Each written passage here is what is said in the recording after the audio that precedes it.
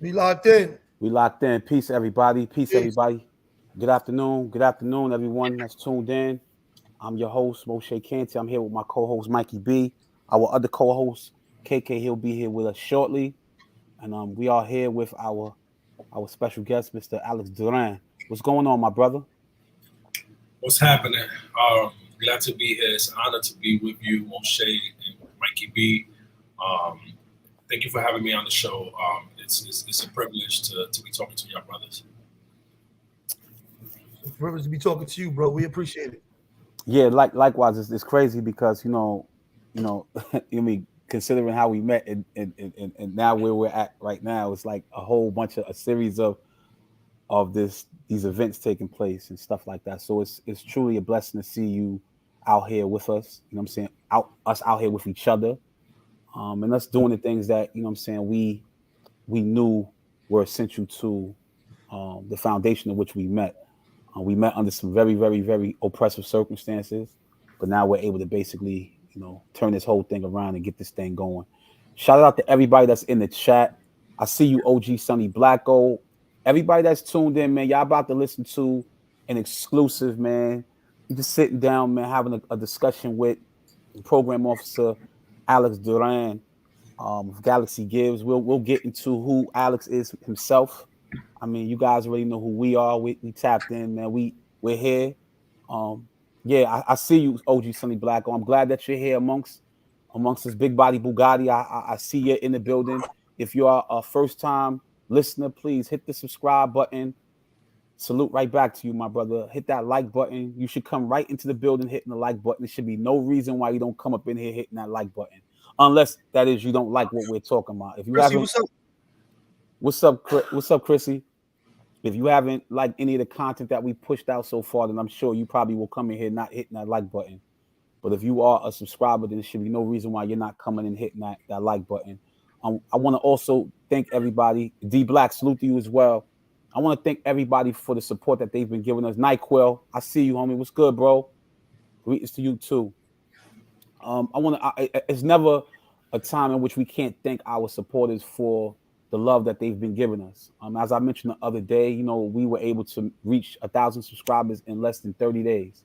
Think about that. That's a significant milestone, right? That means that 1,000 people that we know, friends, family, supporters, and some who we don't know, took it upon themselves to just not only listen to the content, but subscribe. That's a significant accomplishment, and we truly want to thank everybody for what they basically have given us. Absolutely, man. LES in the building. We want to represent all of our people all throughout the country, even those who are listening abroad. We definitely appreciate your support. With that, we want to give props to our brother Alex, who decided to join us today about such a serious topic. There's so many different things we're going to touch on. This is not your typical interview. It's not going to be like this back and forth question type of thing. We're not going to do that today. Alex is one of us. He's our brother. So we want to basically, make this a little bit informal. So we hope you guys enjoy the content that you hear today. But let me just give you guys a quick backdrop as to who our brother is. Alex Duran or Alelur. I always ask my brother, how do you say that, bro? But his name is Alex Duran. He's a program officer overseeing Galaxy Gives criminal justice reform portfolio. He previously served as a program specialist with the Open Society Foundations, supporting grant making efforts to reduce mass incarceration in the United States. Alex's entry point into philanthropy began at the Ford Foundation as a business associate, advancing its mission of addressing inequality in all of its manifestations.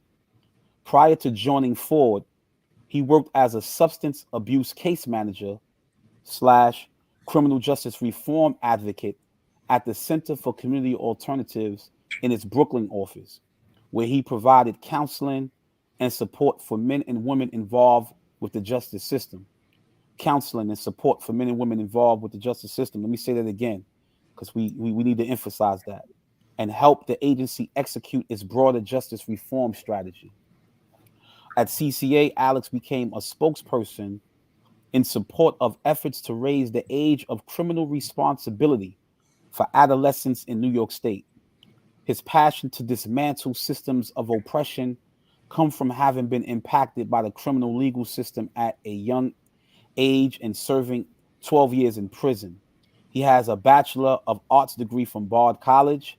His theses, quote, gang exportation and the reproduction of violence, the Trinitarios in the crucible of mass incarceration, end of quote, provided a case study on how mass incarceration in the United States contributes to the expansion of gangs to other countries.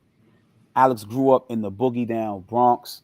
And again, my brother Alex, man, it is a pleasure having you on board. My brother, good afternoon, bro. What's the deal, man? Shout out to you, man. Shout out to Mikey B and KK. Thank you for having me. And shout out to all the hoods in the Bronx, Wakefield, University Heights, Kingsbridge, Fordham, Bar Haven, Highbridge, Tremont. We locked in. That's right. Yeah, yo. So a lot of people don't know this, man.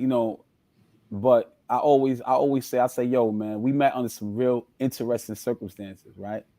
So I think it was like in 2013 when I got there to Green Haven, right? So I get there under some crazy circumstances. Actually, I'm coming from Southport at the time, and they moved me down there.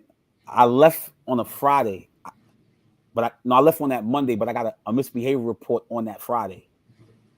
And that misbehavior report was falsely accusing me of sending a hit on someone else. This is just all fabrication. None of this never happened. This is just false. So I comes down there, and this is when I actually get into Green Haven, and I just so happened to fall up under in the same cell block with you, but one gallery up under you, correct? yo, I know you when you probably heard me talking, you probably was thinking, who the heck is this guy on the gate, talking? But that's how we actually met, under those type of circumstances like that, right?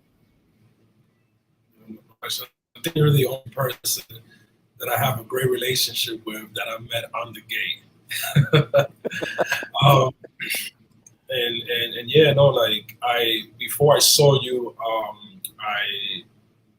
we were sort of like simpaticals, like thinking along the same lines.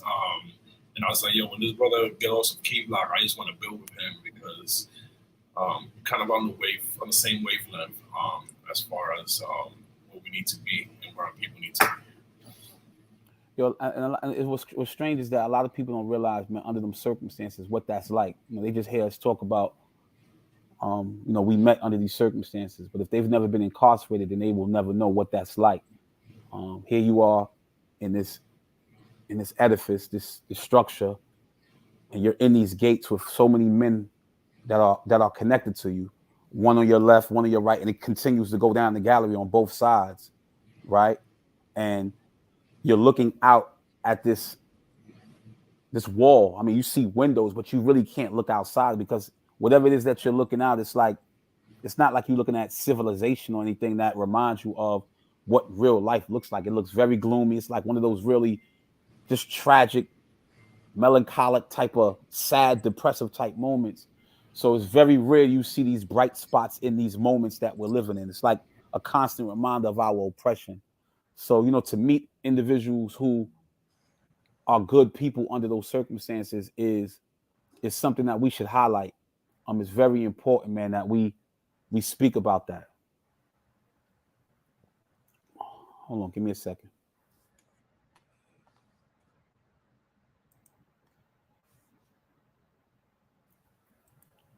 Yeah, pardon me. Daz Hunter, salute. So Alex, so talk to me real quick. Talk to us real quick about this boogie down. Where are you from in the boogie down? I'm from the University Heights neighborhood of the Bronx. 183 and Davidson is where I grew up. And that neighborhood has a lot of history, and actually a lot of connection to you, Mo. Is a few blocks actually from when OG Max was from, and I think one of the first hoods of the New York Bloods was named after the block that I'm from, 1A Train. Yeah, no, absolutely. That's a fact. And the crazy thing, I was actually out there over the last couple of weeks. I don't know if you were aware because we haven't spoken in a while. And I was actually out there. I was on 181st and Clay. I was on 181st and Valentine. I was on 181st and Tabout, exactly on 333 where the fire took place at, where those 19 individuals unfortunately lost their lives. So I was out there with Mel Cross. Shout out to Mel Cross, who was continuously out there. Every time I go out there, I bump into Mel.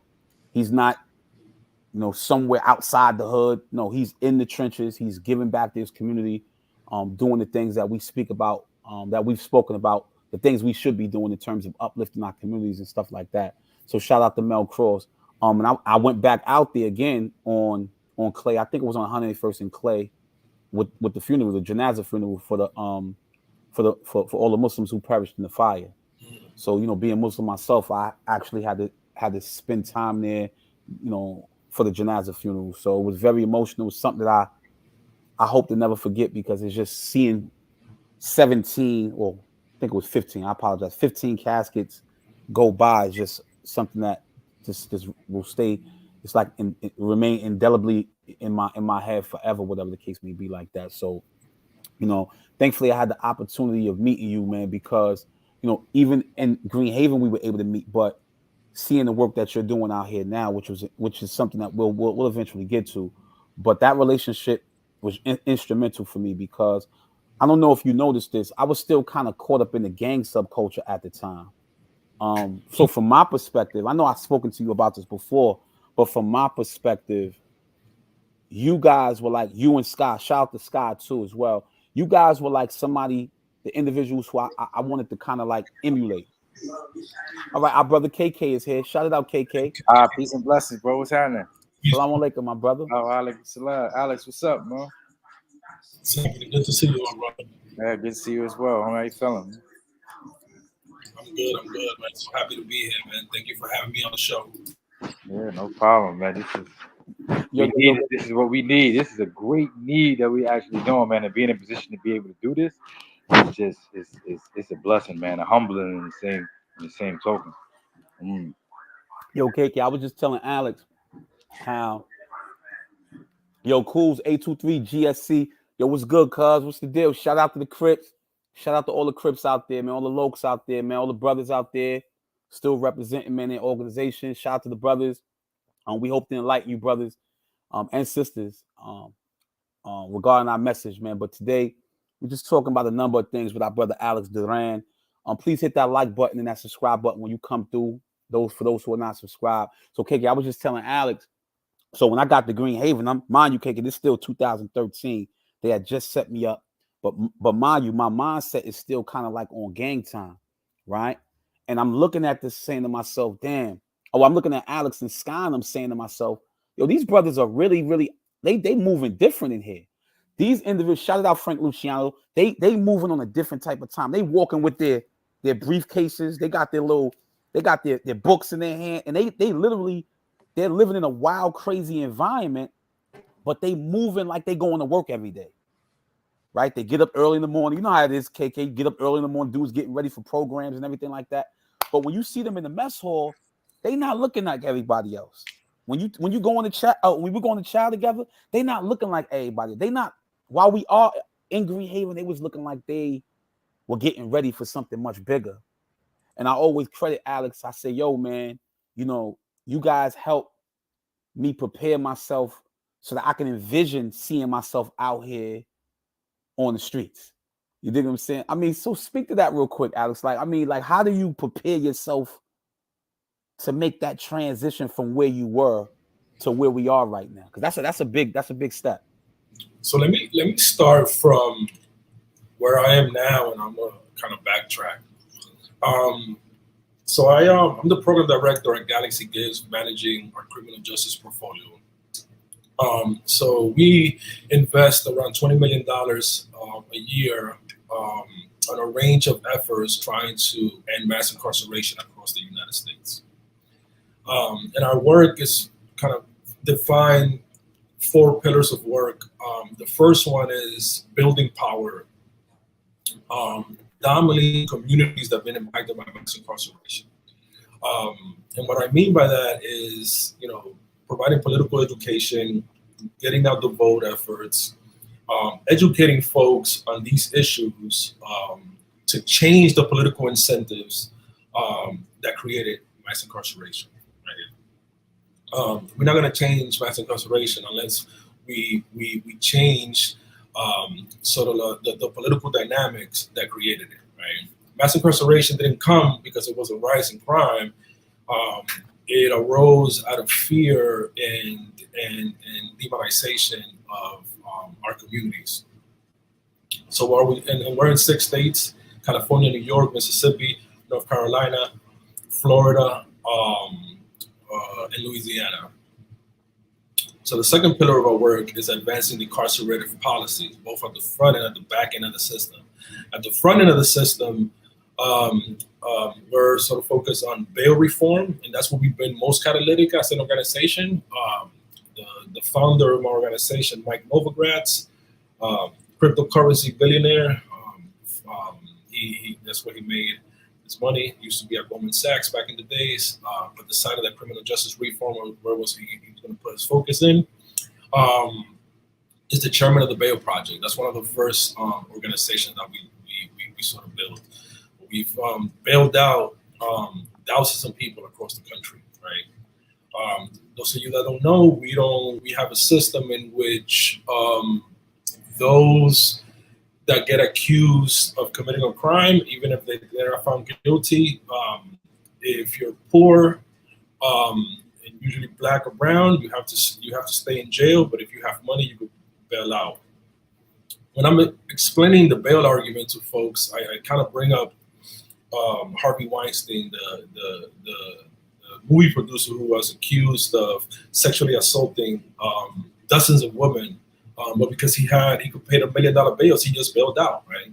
You got a guy like Khalif Browder who gets accused of stealing a backpack and can't pay a couple of $1,000 bail. He got to spend 3 years in Rikers Island, and as we know, he tragically committed suicide because of the trauma that was inflicted upon him in Rikers Island. So we're trying to change that. We believe that no one should be kept in prison or in jail because of their inability not to pay. Also, at the front end of the system, we're focusing on indigent defense, kind of creating parity between the oversized power that the prosecutor has and public defenders who are usually overworked, underpaid, have too many people on the caseload, can provide you like the kind of representation that the Sixth Amendment actually endows us with. So that's at the front end of the system. At the back end, we're trying to concentrate on shortening the length of stay of people serving long-term prison sentences, particularly for serious and violent crime. We as a country are more punitive than any other country in this planet. So we're trying to actually reduce those sentences. That way more people can come home. And the last bucket in that pillar of work is parole and probation reform. The third pillar of our work is developing the leadership of directly impacted people. The work that like you brothers are doing. And we have people across the country who are formerly incarcerated, survivors of crime, people with family in the system, etc., that are running their own organizations, so we're providing them support. And then the last pillar of work is forging transformative solutions. So if not jails, law enforcement, prisons, then what is the response? What is the public safety response? How do we create public safety? So we're trying to fund different projects to stand it up, right? And across those 4 pillars of work, like I said, we invest $20 million a year. So I came into philanthropy, and philanthropy comes from the etymology man loving. That's what is the Greek root of the word. But philanthropy essentially is private money going into all sorts of issues, right? And Some people put money into direct services. Some people put money into trying to change policies and practices. But philanthropy is something that actually not a lot of people know about. There's these big foundations with billions of dollars putting money into organizations trying to change all sorts of issues, from criminal justice reform, climate change, gay rights, etc.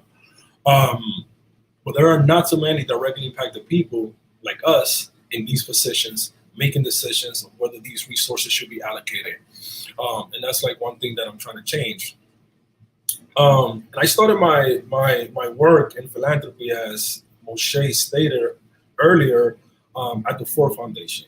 I was a student of the Bard College Prison Initiative program, and we had gone on a winning streak, beating Harvard, West Point, University of Vermont, a couple of other big name colleges, and we started getting a lot of notoriety. And the Bard College Prison Initiative program is a small liberal arts program in 6 correctional facilities in the state of New York. And one of the funders is the Ford Foundation. And I had a conversation with the president of the Ford Foundation when I was in Eastern in 2015. And he sat down with me and a couple of other men. And one of the things that impressed upon him, like, hey, we're getting this wonderful degree, but we're going to need a good job once we come home, because a college degree is not a panacea. We still have to face many hurdles. We come home, it's just the reentry process is not easy. We're trying to acclimate to society, asking people to give us a second chance, etc. And he did just that. Actually, he started a program to hire formerly incarcerated people at his foundation. And to be honest with you, when I was having a conversation with Duran and he said the Ford Foundation, I was like the cars, like, are they doing like research and development?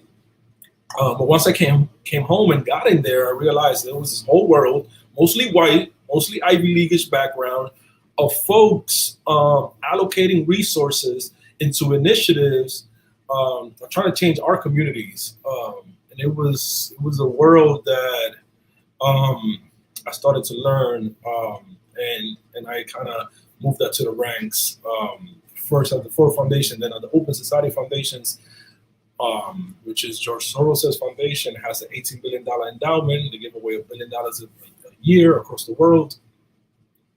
And now at Galaxy Gives, which is a smaller philanthropic organization, but yet one of the biggest funders in the criminal justice world.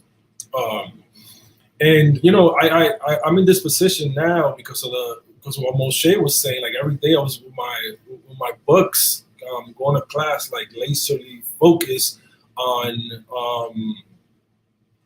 using that time that I was incarcerated to change the conditions that led me to be in prison in the first place, right? And when I met Mo, I kind of was already like in a place in my life where I had completely transitioned from gang banging. I got incarcerated in 2005, spent 29 months in Rikers Island waiting for my case to be adjudicated. I was a member of the Trinitarios. Shout out to all the Trinitarios out there, all my Dominicans, who I love. And I started to see like that most of us were fighting the wrong fight, right? A lot of my brothers kind of are misguided by some folks. It's not till you go up north, like, and I'm talking about personal anecdote, when you're like in Dannemora, New York, and one of these officers tell you, "Nigger, get on the wall," that you realize, like, damn, like, why am I, fighting over here with the homie or with somebody that looks just like me, when that dude right there with the swastika tattoo on his arm is the real person that I should be fighting, right? And I was like, kind of having conversation with the bros, like, yo, why are we like not only fighting each other sometimes, but like like fighting against people who we should be all united against oppression, right? And then you start reading the history of all of these gangs, and they initially formed for all the same things, right? The Trinitarios and the Bloods are actually, you read the history, they actually form like for similar things, right? Yeah, You ask dudes nowadays, and they couldn't even tell you about that, right? Because it kind of changes, you know. Absolute power corrupts absolutely. When you come into power and you start oppressing your, you know, the very own, and actually forget why this thing started in the first place. So when I was having conversation with Mo in Green Haven, we're kind of like on the same mind, like, and I was like, yo, this is the kind of message that we need to be pushing forth, right? And I saw a few episodes of the show, and I'm like, damn, KK Moshe and Mikey B, like, you guys are like, y'all don't get medals and like the keys to the city, as some of these officers do, but y'all be contributing to stopping more violence than any of these motherfucking cops that be in our hoods, throwing us against the walls and harassing us, right? Like, the message that y'all putting forth is actually what is preventing a lot of violence, and just, you know, guiding the youth to in the right direction. So yeah, that's that. You know, I think I went off track a little bit, Moshe. Apologies. yeah, that's all right. But yeah, that's what we meant. Yeah. All right, that's all right. One of the things I want to ask you, like, it's just highlighting. You can explain further, but you know, some of the guys in there, man, when they come out and they be feeling like them organizations that they be a part of, oh, they ain't gonna do nothing, they ain't gonna, you know, they ain't gonna help. But I seen that's where you actually, how you got to where you was at from those particular organizations, going out, working with them. I forgot the position. I read the position in one of the things. I think something that's like Moshe is doing, but it's just like a gradual elevation that I seen, man, and working with them organizations that be coming to the prisons take you so far, man. Like if I was an opportunity, like my opportunity was a little different. My situation was a little different from when I left. So this is why, like, I didn't just jump right into one of the organizations in New York and then go from there. I ended up relocating, coming down to Georgia, and then it's a whole different field down here. But how did that transition take place, though, from you going from, you know, working with one of the organizations, statewide organizations you was working with, though, first, and then how it actually elevated to where you're at now, or who you're working with now? When I got sentenced, to 14 years. When I was going up north, and I was in that bus, and I knew I wasn't going to see New York City for another decade plus. I started to like, you know, think about what I could accomplish while I was up north. But I knew it wasn't going to be easy, right? Because once you're affiliated with a group, you know, all of their problems is your problem, right? And yeah. Like you know, I'm like, you know, I'm down for my people, right? Like I'm down against oppression, but I also knew that I wanted to live a more meaningful life. So once I got up north, I quickly got my GED, and I started to, like, you know, I always had a, you know, what you call the autodidactic sort of passion, like to be self-taught, reading books in the box, and like always trying to just some of it by necessity. You know, I know Moshe will never want to see a law book again, but you know, you're fighting these infractions, and it behooves you to, like, know the law and to study. But I just had a natural curiosity even early on that wasn't sort of fed in the public school system that I went to in the Bronx. And then when I got actually around, you know, men who have been incarcerated for 30, 40 years, brothers from the Black Liberation Army, brothers from the Black Panther Party, and they were giving me books, and they honestly saw potential in me that I didn't even see myself, And then when I got to Green Haven, which is kind of the mecca of like programs run by incarcerated people, I really started to take advantage of that. And I kind of like slowly I was kind of distancing myself from the buffoonery that was going on in the yard and the prison politics, and more going to J school where all the programs is at. And I think KK, you and I, we crossed paths there. Down at J school. Yeah, many of times. Yeah. And just trying to take advantage of that, and like it's what you really put into it. Like when I was incarcerated, and I used to stay back in my cell, and I go to the yard because I needed to write a paper or something. Like at that time, my neighbors they might have not seen like how that was gonna pay off, but it did tremendously, because I was like in training all of those years, waiting for that door to open. And when that door opened, I was ready. You know what's crazy is that I hear you say that, and I guess meeting you at that critical point of our lives was important for both of us. As I stated, I've always been like yourself, autodidactic. Coming to prison, being given books to read, and that's one thing that the culture did. Being blood at the time was important for me, because one thing that was emphasized was knowing your history, but not just knowing your own Black history and things of that nature, but knowing world history. More importantly, knowing our contribution as Blacks to the world, that we were not in this predicament by happenstance, that there were a series of historical events that preceded our current existence that led up to this point. So having that understanding, through the course of time, by the time I got together with you in Green Haven, it was critical for me, because as I stated, I saw how you and the brother Sky were living your life, but I was also seeing the contradictions within the gang myself. And I felt like, knowing the history of street organizations and prison organizations and things of that nature, that yes, there was a foundation in which these groups came about as a result of this positive seed, having the desire to want to change the conditions for the better. Speaking about, the Trinitarios, when I really had an understanding of that, because, initially I didn't know anything about it, but once I familiarized myself with the foundations of it, its origins, I had no knowledge that prior to that it was speaking about the liberation, the patriots and patriotism of a country.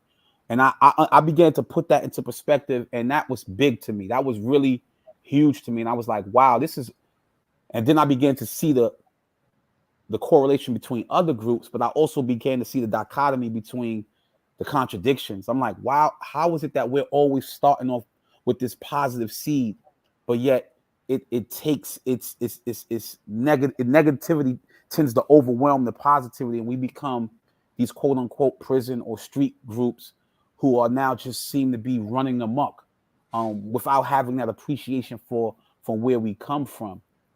So for me, I was struggling with the decision to, should I leave the lifestyle alone? Because it was this back and forth fight between myself saying, you know what, man, something's is better. It has to be something better than the conditions that I see currently with my people. I know we can do better. I love our people so much, but I know we can do better.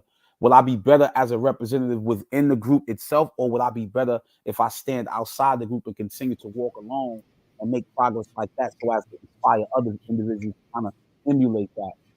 But again, getting up with you at the point and seeing how you were able to, you and Sky, you guys seem not disconnected from the reality of being incarcerated, but I saw you in this very, very violent place, right? Like kind of like stay focused on what you were trying to do. You were in school at the time. You were attending a lot of coaching classes. You were attending a lot of classes and things, self-betterment classes. And I saw you just tapped in. You were going to programs every day. I think you were working at the time in transitional services. So for me, I was looking at that as like, wow, these individuals seem as if they're focused on a bigger plan. And for me, I never lost sight of that. So when I began to get my priorities in order, that paradigm, I said, you know what? I know I have the blueprint on how I can stay focused. I didn't allow anything and anyone to distract me. And to your point about the writing the papers and stuff like that, I remember one semester, I took 5 classes. I had a class every day of the week. Monday, Tuesday, Wednesday, Thursday, and Friday, I had a college class. And if anybody who has ever done that knows how difficult that is. And let me tell you something. In terms of preparation, making that transition back out here, the challenges now is no doubt staying away from the yard, staying focused on these assignments that had to be up to par, not just submitted, but they had to be done with a level of detail and perfection. Perfectionism is an understatement. So I think that helped me make that preparation as well. But KK, you wasn't able to. You didn't enroll in school when you were incarcerated, right? Nah, I actually did. I was in when I was in Sing Sing, I took the certificate in ministry and human services. It was sponsored by Boricua College and Rising Hope program. So I actually like class of 08, but it was a little more intense than the regular college course because we had 5 days. You know, there was a correspondence between two different institutions. Yeah, we had 5 classes, like different types of classes every day, which was crazy. And the thing was, like at that time, like I'm the big homie in the building, boom. So it was a lot of things like, yo, nah, you ain't gonna make it through there. You can't do that because it's crazy. It was no homie actually completed that program in that jail, not at the time. And I like took pride in that. Like, you know what? I'm gonna make sure I complete this. I'm gonna make sure I do it. No matter what's going on in the yard, no matter what's happening, I'm gonna make sure I'm gonna be the first one to actually go through there and did it. And by the grace of Allah, like I did it, got a 3.8 grade point average, got through it. It's amazing. But what Alex has said, yeah, it made me think about like we be actually going through training in a sense for when we come out, because these are the places we start to feel comfortable in. Like I felt comfortable going to the school building, like just like you mentioned J school. Like I felt a lot more comfortable going down there because like you be in the yard going through the nonsense or in the blocks going through the nonsense, but we go down to J school and it's like progressive things is happening. You know what I'm saying? You may go to this office, vibe, good, beautiful vibe, shoot over to another office, have a good, beautiful vibe with brothers, and everybody be down there. You be having Asians down there, Jamaicans, like everybody. You know what I'm saying? Yo, J school. J school was like a college campus. Yeah. You had keep it 100. J school. Now again, we're not in here glorifying prison, but we do know that there was a bright spot in a very dark environment, and J school was that bright spot. It wasn't the yard. It wasn't where stuff was popping off. It was like a neutral zone, right? And this is where everybody of the great minds, the intellects, came. Yo, when I went there, man, it was amazing. Like you said, I would run in one room. You had the Asians. You would go over here. You had the Latino. You go over here. You had this. It was just so cultural. It was like this cornucopia of cultures. You definitely was going to tap into everything you need to tap into. But not only that, these individuals were also helping to foster a more critical way of thinking under the circumstances. So it wasn't that we were going to accept our conditions. It wasn't that we were going to, because we were incarcerated, we were not going to allow ourselves to be just incarcerated beings. We were going to do everything in our power, one, to fight for our freedom, all forms of incarceration, all forms of bondage. And I think for us, it had to start with the mental form of freeing ourselves, right? So that's one of the things I definitely take from that experience of being together at Green Haven with my brother here, Alex. Listen, y'all tuned in to We Locked In.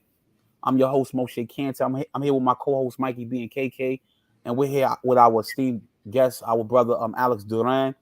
Alex, again, man, thank you for being here, man. Bro, man, we got so much to talk about, man. So with this thing of philanthropy, because I know we hear it a lot, it's really centered around giving. Those who are in a better position to be able to provide for the less fortunate, the dispossessed, the impoverished, and things of that nature. So what are some of the things that you've actually been able to do, you and the organization, those that Galaxy gives? And I mean, you can even speak to some of the stuff that you've been able to do in the philanthropic field. Yeah. Well, let me just say this, right? Philanthropy could never supplant the the sort of the coffers of the government, right? I tell folks, the New York City Department of Education alone budget is more money than philanthropy gives away, than foundations give away in the United States a year, right? It's $24 billion.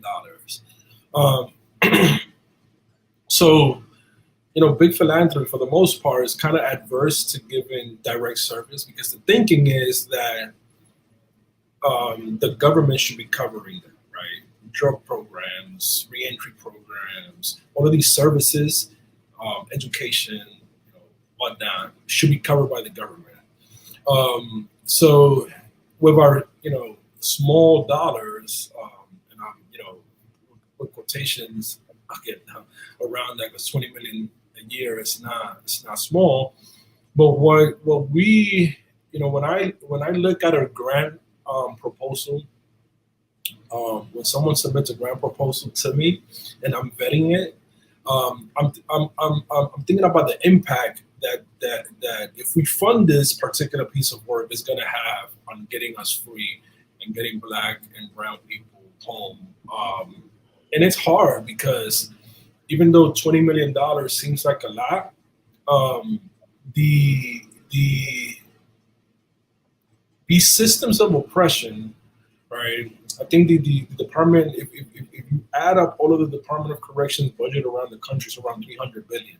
So if one foundation is fighting with 20 million, like, that's nothing. So what we sort of do is like try to support, reforms and policies and changes to get people to come home and decrease incarceration.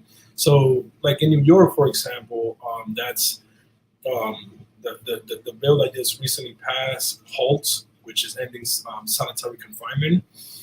That's one that we supported. The less is more legislation that just passed in New York as well, trying to decrease technical violations, right? For those that don't know, New York State was one of those states that had 40% of the prison population was technical violations. So that means that we were incarcerating people not because they committed another crime, but rather, they violated curfew, they tested positive for weed, like a whole bunch of nonsense that we shouldn't be, as taxpayers, paying over $70,000 a year to incarcerate somebody when this doesn't serve any public safety function, actually. So, like I mentioned earlier, we on the sort of decarceration front, we focus on those 4 buckets: bail reform, indigent defense, second chances, and then parole and probation reform. When I hear you say that, I think of all of the individuals who unfortunately had to suffer as a result of these parole violations. And we know that this is systemic. The question is asked, why is it that so many individuals are being sent back to prison for not having committed another crime? All right, we've seen that this was taking place with the rapper Meek Mills when he was just on probation. It seemed like every little conditional violation that Meek too. We fund. That's one of the organizations that we support, Reform Alliance, and Mike Novogratz, the founder of Galaxy Gives, my organization, sits at the board of Reform Alliance with Jay, Meek, Michael Rubin, and a few other folks. Well, shout out to the brother Meek. I mean, that situation right there was interesting, because remember, he was only on probation, but there were a significant percentage of individuals that were also suffering similar fates as he was, being hoarded back away to prison, appearing as if that they could never come off of probation, or as if it was perpetual, in perpetuity, that you would never get off, so to speak. And every time you violate, I think the state of New York did that with post release. It seems as if now you can never get off, right? You get violated, you go back in. It's like your time is held in abeyance. There's so many different structural mechanisms that exist within that process itself. It just makes that process itself unconstitutional, or just inhumane. Forget that it's unconstitutional. It's just degrading, demoralizing, and just inhumane throughout, just in general. So yeah, someone put Robert Kraft as well. That's a great point. Great point. Great point. Mikey, Kiki, you want to ask a question? Yeah, nah, it was just what was said. More so a statement though, because it's like politics tends to get in the way of social. You know what I'm saying? Like it's like there's a big gap between what's good for the public and what's good for a singular politician, because one politician may come in with his particular agenda and change the things with no real research, no real really looking to the conditions that what his or her decision may, like how many people it may affect. And that's become like a big problem of even looking inside, like we was going through with the juvenile incentive things in a big movement that was going on behind that. And I'm looking at it, I'm like, all right, you have some real politicians that was getting on because it actually looked good for them, but the real change that needed to be done in a law wasn't being done. Like as far as in New York was concerned, like the sentencing guidelines, like for juveniles, that was one thing they could have just changed. That would have fixed everything, right? Because they cut it off. Like it stops at 15 years old. So if someone, but you're saying that, you know, if you're under 18 and under, or 20 under 21 or whatever, all right, when you consider juvenile. But the sentencing guideline doesn't reflect that. So now when you go into the courts, it's a whole different game plan being. I'm saying it's a whole different game being played.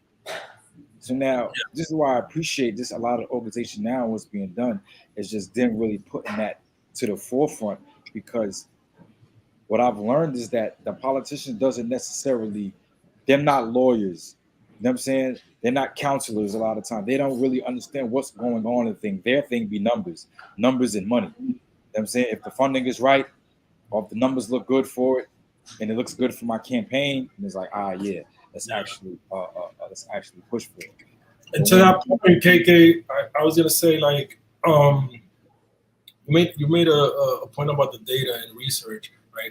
These politicians are not following the data and the research, right? And like, take for example what's going on in New York City with Eric Adams, right? He's over here peddling the big lie, or the other big lie. The first big lie is that Trump actually won the election and he didn't. The second big lie is that the modest rise in crime that has been happening is a result of criminal justice reform. And he's saying, you know, we have to roll back bail, we have to roll back raise the age. And that's all lies, right? The data doesn't bear it out. The recent killings, and it's unfortunate, of those two police officers in New York City didn't come as a result of the bail reform laws or reforming our parole laws, etc. But every time there's a situation like that, you see the tough on crime, law and order forces kind of rear its head back in to try to maintain their power, right? Police union and law enforcement, they always gonna stand up there and say that they talk for victims. They fucking don't. They don't talk for the black mother who has a son in prison, but who also had a son who was murdered. That's not the person that they have in mind when they think about victims. It's not about our communities, right? And the data shows, you know, if you look at the work that the Alliance of Safety and Justice have done, showing, you know, that most victims of gun violence are young black men, right? Not the white woman that they be putting on TV. And they should be moving more resources to socioeconomically disadvantaged community to stop that, right? And like, police have never kept us safe. They never will. What we need to do is build a complex quilt of different safety solutions, everything from trauma recovery centers, violence interruption programs, the work that you brothers are doing. Like, the city of New York, or in the country, should be funding WeLockedN and getting this message amplified, because y'all reaching a lot of folks and y'all have the credibility, right? Y'all could step into East New York and have a conversation with kids. Y'all could go to University Heights, Far Rockaway, right? A lot, and that's the gap that I see in the field right now. That there are a lot of organizations working at a at a high level, but we need to be funding the organizations that are underground, doing the work in communities, and moving more resources, moving more power to folks like y'all. No, and I agree. And as you know, you once worked for CCA, and being in the field every day as somebody who actually works for CCA, you can see that the resources are being poured into the community. There are contracts that are being made, right, with these funders. But we're the ones that are actually in tune with the everyday conditions of the people, what's needed. And the resources are meager. They're not really addressing the issues as they should be addressed. It's like putting a Band-Aid over a sore that has festered, and trying to ask to help fix a problem that is systemic in nature. We know that the problems are systemic in nature. We know that there is no cookie cutter approach to try to fix what's happening.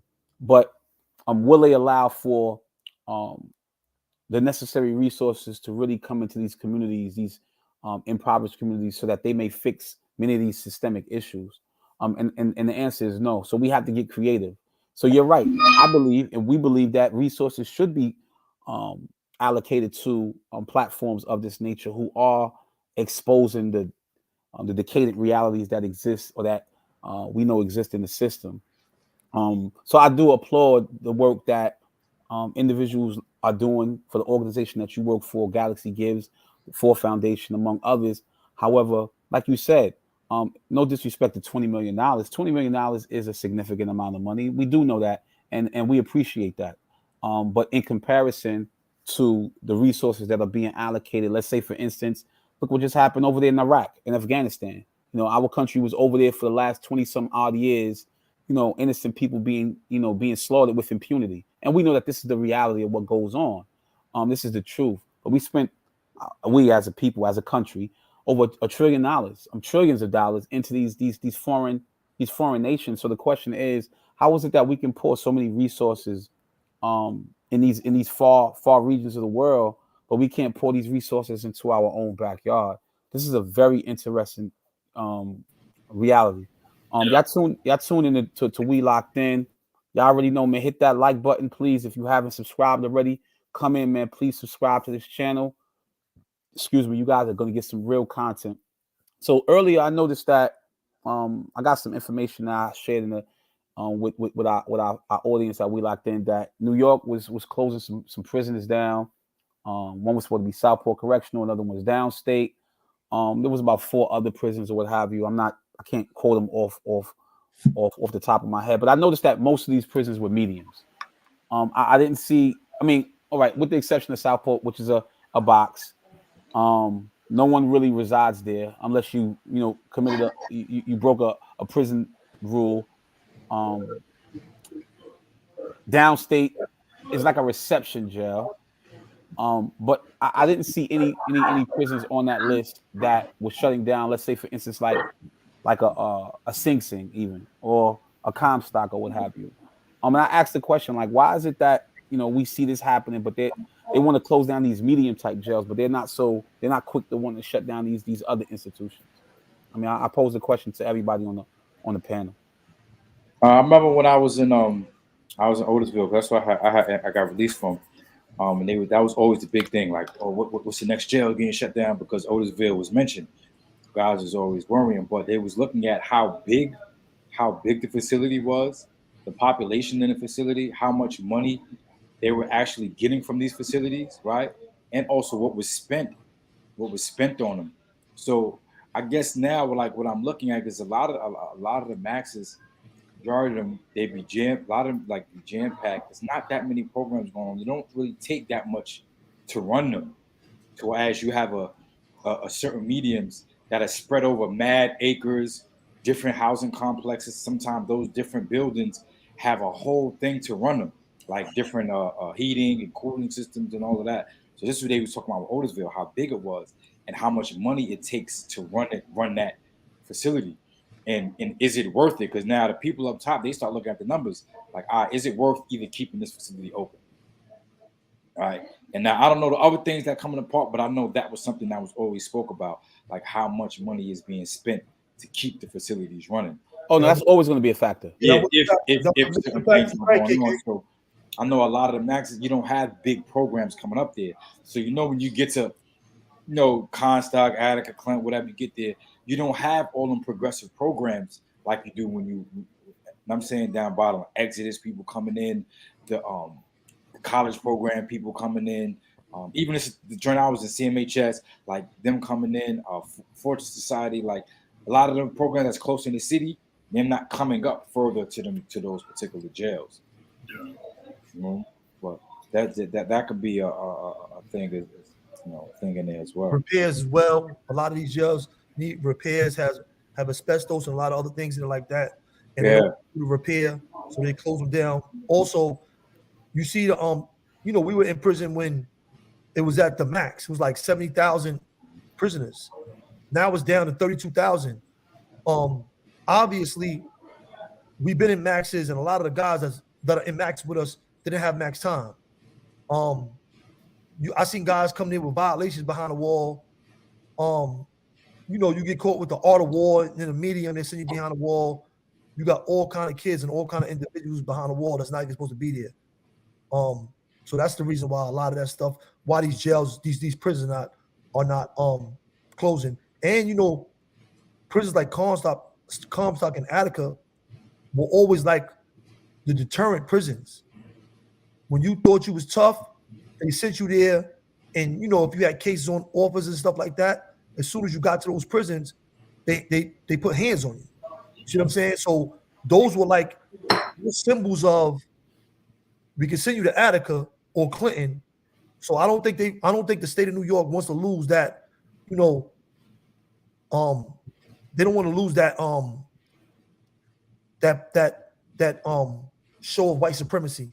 They don't want to lose that. They want to keep that. It was another thing. Remember the communities that a lot of these facilities are in. Like, you're talking about the racist stuff that actually gets promoted and the prejudice that goes on behind prison.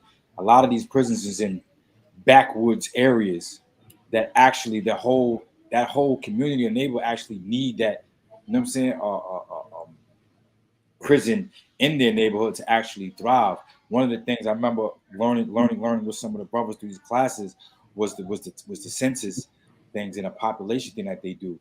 So a prison would be erected in a town like Dannemora or whatever little Hickville towns that they be in, and everybody that's in that facility become a part of that town's population, right? So now in politics, they'll use that to actually get funding and everything else, even with the bank and all that stuff in front of, and using the guys that are in that prison to actually help build wealth in their community. So if it comes time for them to actually close on them, you have a whole county or region that's actually coming up against that. Like, nah, we actually need this because this creates jobs for 80%. You know what I'm saying? 80% of this damn community.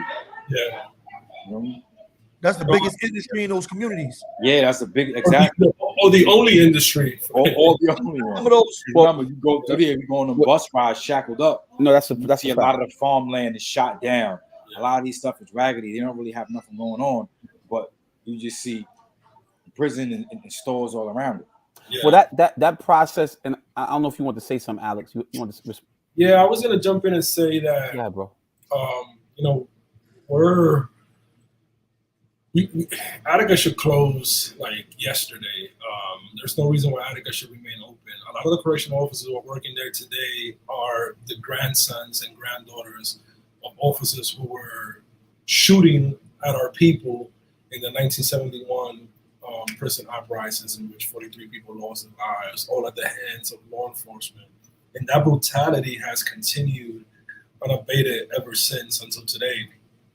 But Attica represents more than just a prison. Attica, when the word Attica is evoked, even if you're not part of, like, you've never been in the system, or you're not part of like the criminal justice reform community, that Attica is a place of brutality, and in order for us to like move from this era of mass incarceration, much more prisons need to close for sure, but it needs to start with Attica, because that symbol and that whole town, like Attica has, the town of Attica has a mono economy. Like they subsist of that prison. And you know, I never been to Attica, so I'll let y'all brothers say more about that. But you know, the prison population, as Mikey B said, at its height in 1999 in New York State, was around 73,000. And today it's at 32,000. Why are we only closing 4 prisons? We should be closing 30 prisons. And Attica needs to be the first one. And you know, I'm not only fighting for the liberation of our brothers and sisters behind these walls, but these officers are oppressed too, right? There is a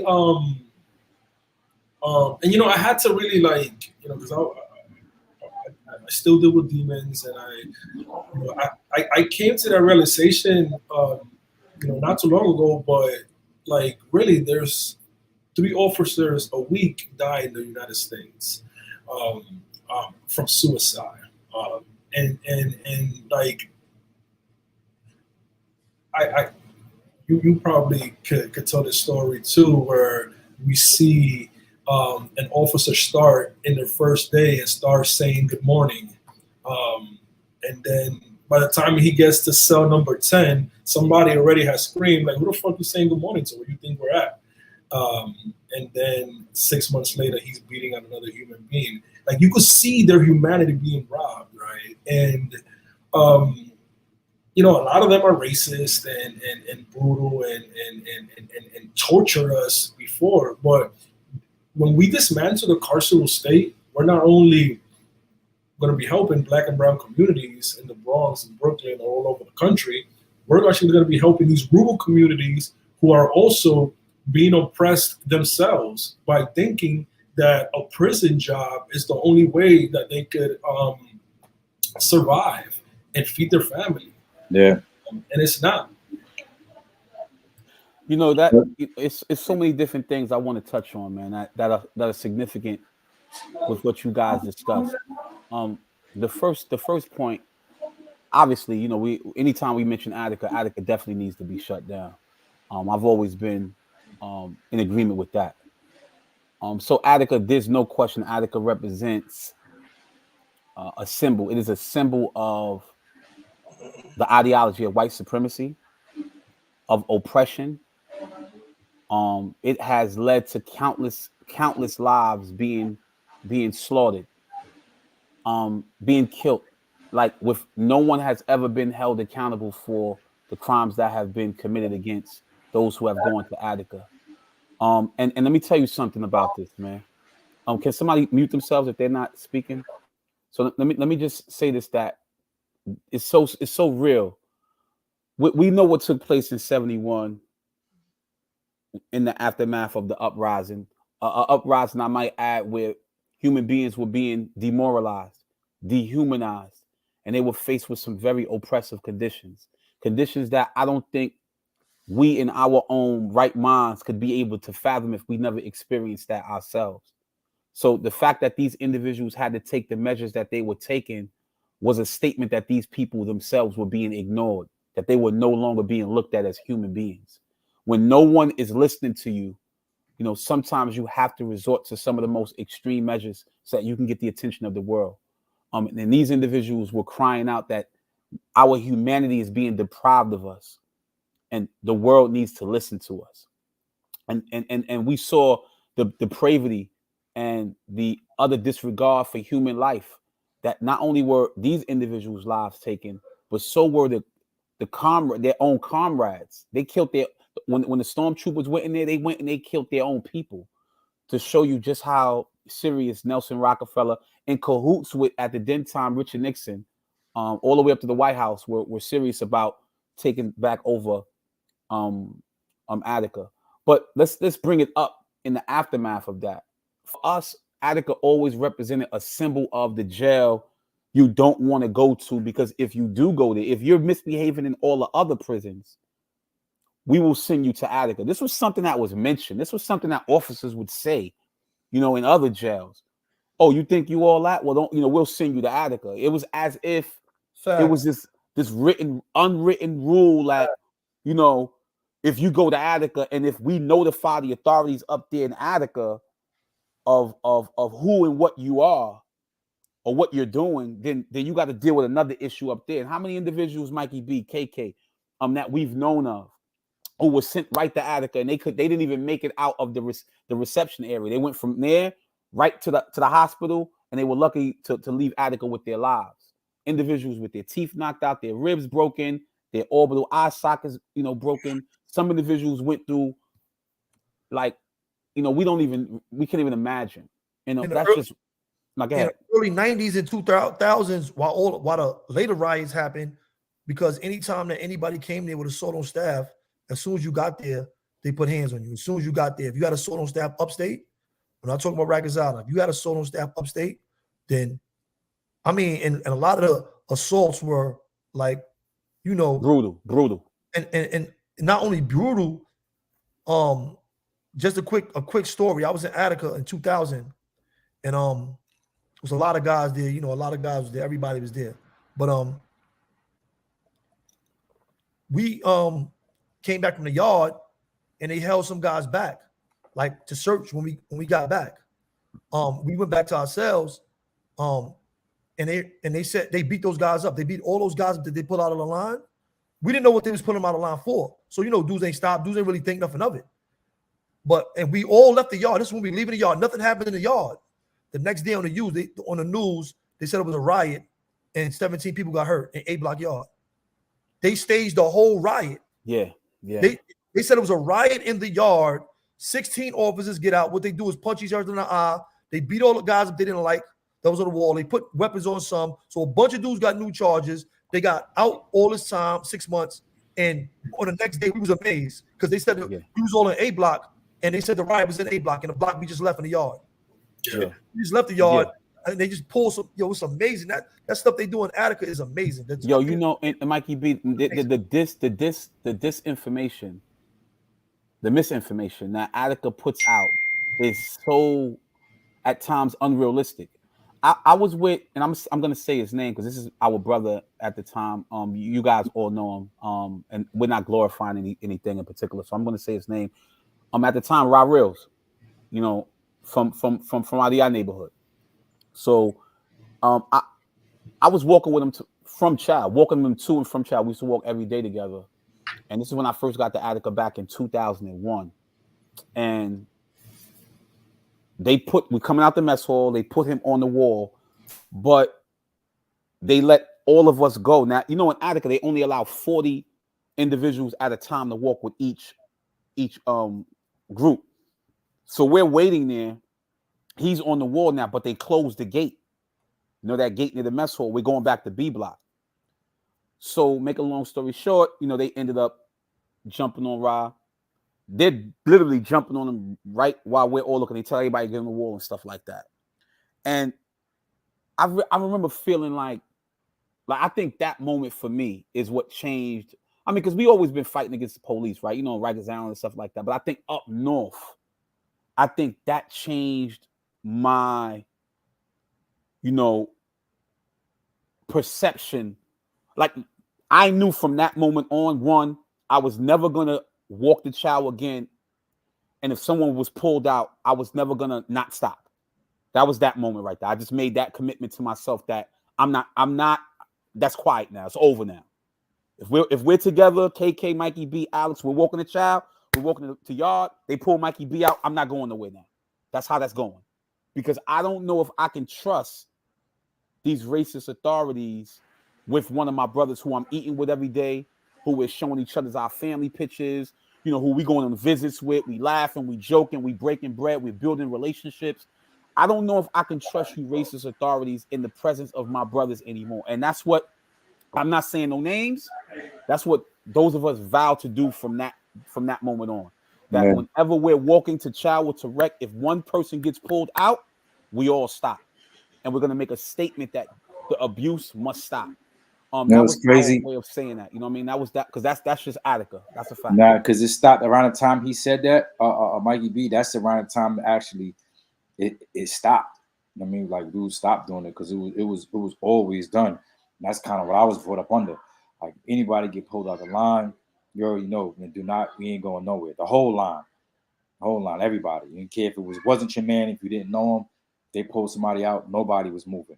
And they kind of, respected to a sense until it became a thing where they figured out a way to try to keep things going because now it was stopping their agenda. But that spot definitely do need to be closed down, bro. I had went through something there. I'm glad it wasn't as serious though, because when I got there, I was still young. I got there, I was 16 years old and landed there, and they seen that, so they had roughed me up in reception. So I think y'all both know the dude, the real big white dude that used to be in the reception all the time, real tall. He was like the main one they used to use. Yeah, I know what you're talking about. You know what I'm talking about, right? Because he was big as like he was there for years. Yeah, he was there for years in reception. So come through there, like grab me up, slap fire out me. Soon as I came and put me in the back room, searched me, I'm stripped naked. I tried to pop, but it was just like I'm 16 years old. Like I was a lot smaller than you. I tried to swing, they just hit me up, folded me, and I'm laughing. It gave me a couple more blows, but they stopped in a sense, you know what I mean? And then because I guess seeing how young I was and no one was trying to, I think they was most trying to do it as a deterrent, but they just scared the shit out of me, bro. Like, listen, you will die in here. You won't make it to your 18th birthday. You sitting there laughing like this is a joke. This is not a game. And me, in my young mind, I'm like, I'm just, fuck it. I don't give a fuck. This is what I'm doing. But they let me know at that particular moment, we will kill your little ass in here. We don't care about how old you are. We don't care about none of that. You will die in here. This is not a joke. They grabbed me, dragged me to the cell, but a few of them came, spoke to me, whatever, just to like, I guess, try to put the fear, that particular fear in me, whatever, but it didn't work. But this is what they were doing on a regular basis. Like on a regular basis, man. And it just showed the type of facility it was. And while I'm sitting in the cell, I hear them drag somebody else. You just hear it. You can't really do nothing or doing it, but you just hear what's going on. Them beating somebody and dragging them down the steps. And that in and of itself, bro, was just.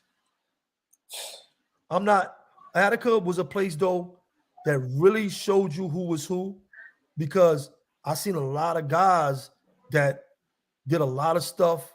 Fold into it. I seen a lot of guys fold, bro. OGs get slapped up, sent back upstairs with no pants on and all kind of like stuff. And like, yo, you gonna take that? I mean, I was always the type of guy that like, if you can look at yourself in the mirror and handle that, then I'm not gonna force you. I seen supposedly be big homies get punched in the eye, come to the eye with come out to the yard with a black eye. Like, yo, what's up? Yo, I'm gonna take care of that. Dudes ain't forcing you. I was enforcing. Like, yo, what happened? You know what I'm saying? A word. I mean, let me tell you something, bro. I caught cases on officers. You know what I'm saying? And going against them with that is going to be a losing battle. But at least the least you can do is these dudes ain't writing no grievances. They ain't calling. They ain't doing anything to like show any resistance against what's going on there. And that was emboldening the police to do it more, because now they know if you put a grievances, they got everybody scared, everybody shook. And I was there twice. And it's a blessing. And dudes will tell you they never did nothing to me. It's a blessing. And I was still going to court for the case that I caught while I was in Attica. But it was a blessing. God knew I couldn't handle that. I know I wasn't going for certain stuff. I just wasn't going for it, bro. You know what I'm saying? And they was like, it was ridiculous in that jail, man. They got with Zulu over there. Zulu was in 05, 06. I think they broke his leg. He was in that no, right? No. I think with Cody? I think with Zulu with Cody, that was in Auburn. No, they broke his leg in Auburn. No, yeah, he broke. After that, they beat him up at Attica. Oh, I didn't know that. They beat him up at Attica. I know he broke his leg. I know he broke his leg in Auburn, but I didn't know they jumped on him in Attica. They jumped him in Attica, bro. Oh, I didn't know that. Attica, bro. He came to Attica in 06. I got my brother just pulled up. Yeah, our brother Scott my brother My brother. Yo, what's up, my brother? This is the brother who I was talking about when I used to see him and Alex together going to work early in the morning. Yeah, I know the brother, man. Yo, Sky, what's up, man? How you doing, man? Yeah, yo, bro. Listen, man, I'm both excited and sad. Like the nature of this whole conversation is full of beauty and horror all at the same time. Yeah, it's like, crazy, man. You know, just Alex pulled me up. He's like, yo, like you want to be here, like pull up, bro. Like this absolutely, you should be here in ranks. Scott, looking at your face, man. We was together, man. Where were we at? Yeah, I was down for a while. I definitely was around. You know, interesting is that the nature of this conversation. I just have to. I always like to keep it real in these situations because these conversations are important and not enough people like realize. Like there's been a lot of there's a lot of romance around the people who've actually put themselves in harm's way inside that institution, right? And I'm on a call right now with brothers who've actually put themselves in harm's way, but I got to let y'all know that y'all are a minority, right? Like the vast majority of men behind these walls, man, have been the benefit. Right? Like even myself on this call, man, I haven't had to endure some of the hardships that make me just shudder inside because I've witnessed them. I've been in this cell and I've heard them. You know what I'm saying? I've been in spaces of brutality, but I haven't personally had to endure those experiences. Are y'all still with me? My internet went out for a second. Sorry. Nah, we can hear you. Go ahead, my brother. Go ahead, bro. Yeah. And like you just don't like there's a legacy of not just struggle and resistance and survival. There's also a legacy of resilience that we represent collectively. You know what I'm saying? Those of us who needed to be able to lean on brothers who are stronger. You know what I mean? Because just because you're not strong enough in any particular situation of confrontation doesn't mean like that there's not value in your form of resistance, however that may be manifest. You know what I mean? Yeah. And I think there's different ways in which we survive behind the war. But I think like all of those different variations of survival still, I just have to keep it real, dependent upon the sorts of sacrifices that you guys are talking about right now. Yeah. You know what I mean? Yeah. Like the ability to know that there will be some of us who may take up arms and you don't know which one of us. Most of us hid in the shadows of that and had that to be our benefactor when we weren't really ready to take that step. But because brothers were, you might have got the benefit of the doubt to let your ass get away tonight. You know what I'm saying? Yeah. And like that's like shit, man. And you know, so I'm coming in to just keep it real in terms of like the way in which y'all brothers is like really carrying the situation. And it is sad though, because these institutions are really taken away from beautiful lives, and because it takes a lot to make an adaptation to this kind of environment. Like that's the other part of this conversation. What has it taken from y'all? What has it taken from us to become this way, and then now have to readapt back to society to be compassionate, loving, respectable, insightful human beings that can manage situations outside of the way in which we've survived. And most of our relationships demand of us to actually be different instantly. And like there's a curve. And I just, you know, I don't want to change the conversation, man. But like, you didn't change it, man. You are tapped right in. You just elevated it even more. You know, I kind of feel guilty. I kind of feel guilty that I have not been communicating with you more because I need this, and I know you need it as well. I hear it, and I'm like, damn, that's my brother Sky right there. This is crazy, but you're right. You know, how do you send individuals back out to society who have been dehumanized? All right, you know what I'm saying? KK, you want to say something? I say, give me like 5 minutes because I had came. My boy had just I had got my goddaughter. No, go ahead. Take care of your business, a homecoming thing. He had just got a brother did time and everything. Came home, worked hard, but he just got his house built, got a new home. You know what I'm saying? I came by there to sit with him and the family. So they messaged me right now, like, come get your plate. I said, bro, this right here is food. Right here. No, this is food, man. I'm gonna jump off. I'm gonna come right back. All right, my brother, inshallah. And I think it's important that we highlight these moments because yes, when we're speaking about, and I have to emphasize this, right? We're talking about Attica in this case, and this is it's a symbol, an ideology of the ideology of white supremacy. So we know what that means. For those of us who don't know what that means, it means perpetuating an ideal that, you know, white is right, that white is more superior than anything else. It's promoting an ideology that, you know, the reason that the laws, unjust laws exist, they have to exist, even though we know that they're unjust, right? We saw white supremacy emboldened over the last couple of years with the former president in the office, right? We saw it, be condoned from the most higher echelons of government. We had an opportunity of witnessing it, where it became normal. It became like a show to watch CNN and to see all of this nonsense going on. But it was really white supremacy emboldened right before your very eyes. And I think when we talk about closing these places down, I think, historically, when we think about the 4 goals of correction, they're predicated on retribution. Yeah, custody and control. What is it? No, it's the 4. As I've started learning more about it, it's retribution, it's rehabilitation, it's deterrence, and the 4th one is incapacitation. Right. Yeah. And when I'm thinking about these 4 points, the reason was significant because we all were incarcerated at the height, as we're speaking about the height of New York's, when we was over 70,000 individuals who were incarcerated, right?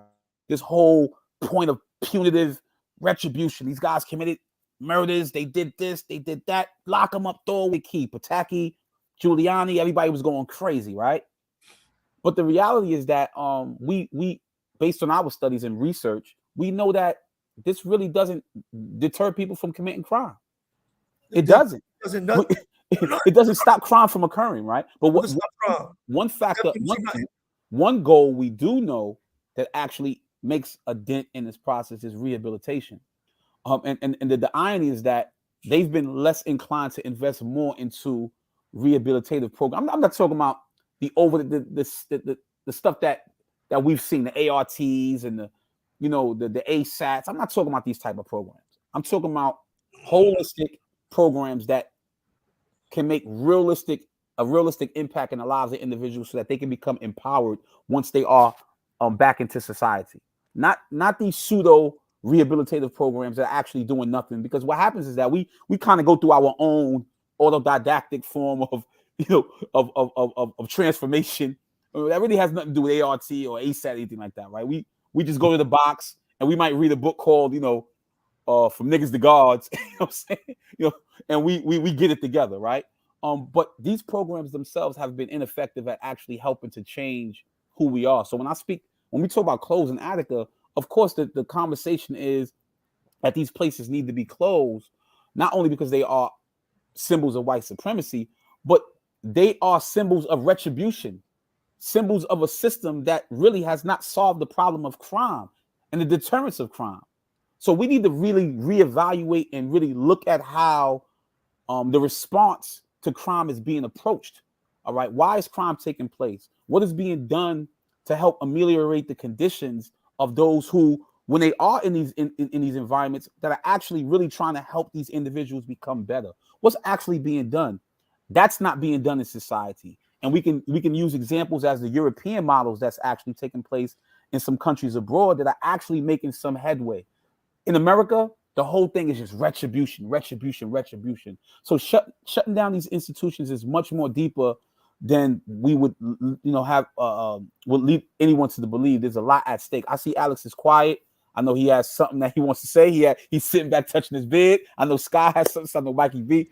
Listen, y'all tuned in to WeLockedN. You're not gonna get this from nobody else. And if you do, then we applaud everybody who's giving. Yeah, I was actually looking at the chat, and I love the platform that you brothers have created. I don't really engage with social media because it could get really toxic quick. Like in one of the last shows, you were saying, you want to ask a question, show your face. Don't talk tough don't be a troll on the chat. So I love the platform, and like, look, we may have disagreements, but show your face, and we could actually have a good debate on whether we need to be held accountable too by the community. So I love that actually. I welcome that conversation. But like there's just so many things that needs to happen, and we've been making slow progress. I have a friend, his name is John Lennon, who writes for the New York Times. He's incarcerated at Sullivan, and he's like, I've seen all these criminal justice reforms happen and come down the pipe, but like the everyday sort of culture of prison life hasn't really changed. And one of the superintendent of that facility that he's in, like never has had a conversation. And you will think that someone who is published in the New York Times regularly, he might want to just go talk to him, right? He might want to go talk to Mikey B and ask Mikey B, how can we end violence in this facility, right? You might want to talk to y'all, like, and like, I was telling Vincent Schiraldi, who was the New York City Department of Corrections commissioner from May until the end of December, until Eric Adams got rid of him. And I was telling him, you should make former gang leaders gang intelligence officers, because they know more about ending violence and have more credibility than any officer will ever have, right? And like I said at the top of the call, you brothers, the message that you're putting out there is doing more to change people's hearts and minds than any police will ever do, because they don't have credibility in our community. And we grow up That's true. With animosity towards them, right? And we grow up not to trust them. And the whole culture that shapes us is actually to see them as enemies, right? So they could never like just step out the car and have a conversation with a youth in the corner who's going through it, right?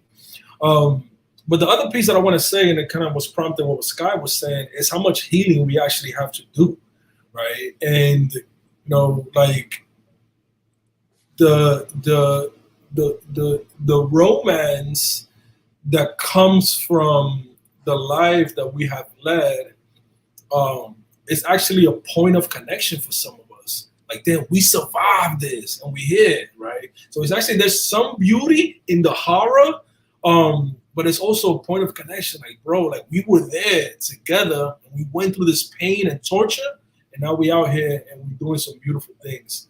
But the healing mechanism, like, how do you from that? You know what I'm saying? How do you kind of address all of that, all of that pain that kind of it manifests in some ways? Relationships with your wife and your, I call it the ghost of incarceration. That's the work that because we can be actually telling these youths to go in a different direction if we ourselves are not healed, right? And doing that work, is actually the most crucial thing that we can do. Can I just want to? Yeah. Nah, go ahead, Sky. You can tap in anytime you want, my brother. Go ahead, bro. You got the floor. I mean, jumping on that healing, like there's two things. On one hand, there's just our personal vulnerability, in being willing to, like, when we occupy these spaces, like the podcast, or from Alex's position as a leadership in a foundation that's up and coming, and he's really guiding the way in perspective on how it is that the incarcerated person can not only make a contribution, but actually enlighten what's the appropriate way for the field to follow, right? And like, I think part of it is being willing to be vulnerable. The other part is actually stepping up into the opportunities that are before us, and being pioneers in those spaces. And I think, like, just this podcast right now is you Moshe, and the brothers really just pioneer in this space, because as people who've gone through the struggle and the experience that we've been exposed to, we can't just afford to come out here and just be like, well, just reassimilate to the existing framework, and because that framework is foreign to us. That framework doesn't really capture and have a way of channeling the things that we've been through. Like, that's for us to do. That's for us to, like, really chart a way for that healing to take place by opening up spaces and creating conversations and dialogues that really embody. But also really important about having a space is that there's a place for, like, if I could sort of use this really metaphor, but like for like the extraction of that ghost of incarceration, to kind of put them in the middle of that psionic, that seance spirit, and just like let it acknowledge that spirit had to go through things that we would have preferred it not, right? We've acknowledged that spirit had to do things that we didn't want it to do, but it did it so that we could survive. Like, we got to give a certain acknowledgement to what it took from us, but then we also got to ask it to go to bow out and go away, so that we can relive the rest of our lives under these different sets of circumstances. A lot of us get out here, and since I've been out, I've only been out since February 1st. I got clemency, right? And one of the things that I've been witnessing is like brothers give testimony to that cultural experience. And so either it's I was a warrior and never to be broken, or it was this academic version of like disengaged from the emotional trauma that I've experienced to talk about this thing in a real academic way. Because in both contexts, we want to fit in. We want to fit into the trope that either respects us, or we want to fit into the trope that doesn't look at us purely as a prisoner. But the truth is that the burden that we carry really demands and requires that we be seen exactly as we are. Right? And if we're not creating spaces that just allow us to show up in them exactly as we are and be willing to derive value from exactly as we are, then we only doing a different type of imprisonment to ourselves, man. Yo, my brother, you know, yo, and yo, we definitely was together, Sky. Yo, listen to me. Yo, I got this. And let me tell you something. And what you, I'm just gonna touch on that point. This is what helped me a lot, man. When I left Sky, when I left you guys, when they kidnapped me for these mendacious charges, they gave me 15 months in the box. After I left you and Alex, they sent me back. They sent me back to upstate. And let me tell you something, man. Alex ended up coming upstairs with me. Him again being framed on some felonious charges. All right. They sends me to upstate. He ended up following me, but it was during that time of my time in the box. That was the last time I went back to the box, but it was the most deepest and most impactful moment for me because I had like these emotional breakdowns, bro, where it was like, yo, I just got tired of this whole carceral existence. And I'm glad y'all put it in, you just put it in context. My grandmother had died in April of that year, and then my mother died on Christmas of that same year, 2014. So I'm just leaving you guys. I'm witnessing how you guys appear to be just not so much removed from the environment, but that you're not allowing any of the distractions to take you off your course. So that paradigm is what I keep reminding everybody about. I saw it. I knew how to stay focused under the circumstances, and I appreciated that. Every day I spoke to you guys. We sat together. We walked to J school. You guys, the same way you're talking now, the same way Alex is talking now, we talk on a daily basis. So getting back in the cell for me was a reality check for me. But losing my grandmother and my mother was like the final points where I said, you know what? I have to make some changes. And I broke down on every level you can imagine in that spot. And that's the part that a lot of people don't know.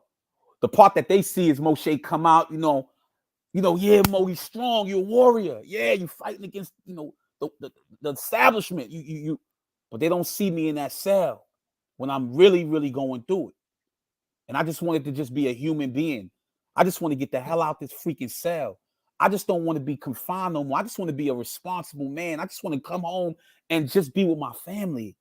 I don't want to be going through this no more. So I think that's the part that you're making reference to, that we kind of lose the humanity and we try to create this pseudo personality that, yeah, I just did 20 something years as if, I did it. Nah, bro, we shouldn't be talking about that part right there as if we were not human beings suffering under some very, very traumatic experiences. Every day was trauma upon trauma. I don't know if you guys have been tuning in to our Therapy Thursdays with the brother Joseph Williams. He did 14 years. He's a Bardian too, Alex. He actually got his bachelor's from Bard. He got his master's from Columbia, and he's working on his PhD from NYU right now. And he actually speaks, his brother's. You would love this brother. He's speaking about the trauma that we endured prior. That's my brother Joe Williams. I know him. Yes, Joe is good brother. He speaks about the trauma we endured before we came to prison, the trauma that we've endured while we were in prison, and because it's not properly addressed, he's talking about the trauma that we didn't take back home with us. All these unaddressed traumas, what happens with that? Listen, y'all tuned in to We Locked In. I'm your host, Moshe Canty. I'm here with my co-host, Mikey B, and my brother, KK, my other co-host, and I'm here with brother Alex and Sky, brothers on this esteemed panel. We're talking about a number of things, man. We're talking about shutting Attica down, this symbol of white supremacy. Please close the doors of this horrible place. And we're just talking about a bunch of other topics, man. If you have not subscribed to the channel, please hit that subscribe button. Please hit the like button if you're coming in. If there are any questions, yes, Joseph is definitely amazing. That's right, sister. Nari, I saw you had a question. If you guys have any questions for Sky, for Alex, for myself, for my co-host, then please, man, now is the time to put them in the chat.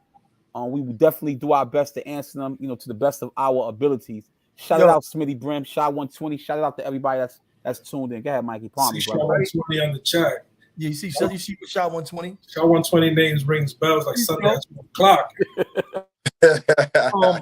I just wanted to, give people some content of what it was like to be in Attica, just a little bit, or why they composing their questions. Please, Mikey, please give it to them, please, man.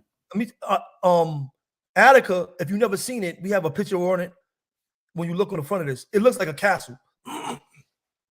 It looks like a castle. I've been to Attica 2 times. Both, I was only there for about 6 to 7 months, both times, maybe a little bit shorter the second time. When you see Attica, it's almost always a cloud over it, like a cloud. I'm telling you, anybody that's been in Attica will tell you it's a cloud over it. It's a real cloud. It's like Castle Grayskull in reality. That's the same thing I use. Castle Grayskull. Castle Grayskull is like always got a cloud over it. We used to go to rec for 1 minute. We used to get in the yard. It used to a cloud. It used to be thunder. As soon as we line up, the sun come back out. Everything is good. We still got to go in. Check it out though. Officers in Attica, not like other prisons. When you walk through the hallway, it's the feeling of, am I next right now? Anytime you walk through a hallway in Attica, am I going to be fighting with these officers as I go to commissary, as I go to get my meal, as I go to lunch? It's tense. It's tension. As soon as you walk into the hallway, it's tension. They got their sticks out like this in a batter's position. Let me make sure y'all can see me. In a batter's position, as you walking through the hallway, they're like this. Just like this. You just walking by to the hallway. You going to school, you going to lunch, you going anywhere you go, and they got their stick out around their hand and it's cocked back. And every time you come out your cell to go anywhere, they're always there like this. And then you got the old one, the hall captain. While they all got their sticks out, the younger ones and the bigger ones, you got the hall captain that's coming around looking at everybody up and down. See if he sees anything out of place so he can put you on the wall. And it's like, and you on the wall and you got your friends, some guys you cool with, y'all all on the line, and everybody's militant. It's militant. It's no talking in the hallway. If you talk, you getting fucked up. And I said that fucked up because you're getting fucked up. But it's militant. And they looking you up and down, and they looking you up and down. And then they might be like, proceed. And they open the gate up and they'll let you go. And you go to the next station and they on the same time. So every time you step out of your cell, this is what you are greeted with. This is what you are greeted with. Yeah. If other prisons, you hear arguments with the officers and prisoners, any dick sucking, because guys throw dicks at COs of other jails and just get tickets. Any arguments when I was in Attica with the officers always ended in violence. It was a rare case. It was a rare case when you seen an argument with an officer and a prisoner that did not end in violence. Almost every single time. And then you got the stuff going on with prisoners. You got a lot of stuff going on. All the guys come there. They sending everybody there. You might have stabbed the guy. Instead of them moving him out the jail, they'll move him to the other side of the jail. And then he's in C block and you're on A block. Y'all doing y'all key block time for the fight or whatever happened. And when y'all get off, y'all both will be in A block next door to each other so they can see part 2. Yeah. And a lot of people fall for the okie doke too. But Mikey B, fundamentally, Attica is a story about power and our communities having a lack of it. If in 1971 our communities would have been a voting bloc of constituents that could have voted Nelson Rockefeller out of office, he would have not stormed that jail, right? He would have made a different calculation if he felt that he was accountable to our communities, right?